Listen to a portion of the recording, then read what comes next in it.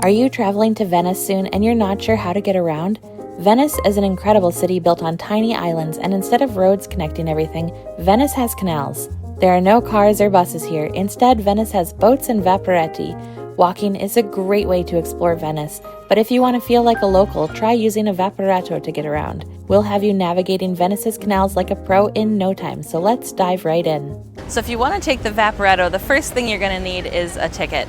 So you have a couple options to do that. First, you can go to a ticket counter and talk to a person. They'll help you get a ticket. They also have ticket machines, so you can select your language and it will walk you through the process. They have several languages to choose from. English is obviously one of them, Italian, French, I think Spanish is in there as well. And it's very simple, step-by-step, clear instructions. You can buy a single-use ticket. You can also buy a day pass, sort of 24-hour ticket, or 48 hours. They have multi-day passes. We opted for the 48 hours because we're here for 2 days. And if you think you'll use it more than maybe like 3 times, a day pass pays for itself pretty quickly. And once you start using the Vaporetto, you're going to want to keep using it. It's a great view of Venice from the water, and it also saves your feet a lot of walking. Once you have a ticket, you're going to need to know where to go. Google Maps will help you in a pinch to figure out what route to take. They also have schedules and maps at the stations themselves. We've been using a nifty little website to look at all of the routes and times to figure out where we're going.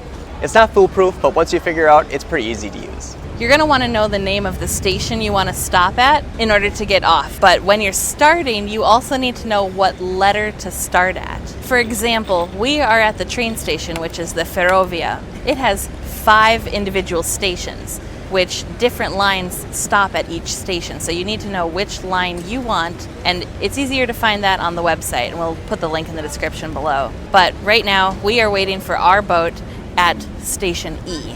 And once you're ready, you have to scan your ticket in. So let's get going. Here we go. After you scan your ticket, you can walk into the waiting area.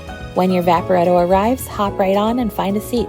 Our favorite spot is in the back of the boat, sitting outside. Staff will usually shout out upcoming stops, so pay attention. When you're almost at your stop, move to the front of the boat so you're ready to get off when it's time. And now you've mastered using a Vaporetto in Venice.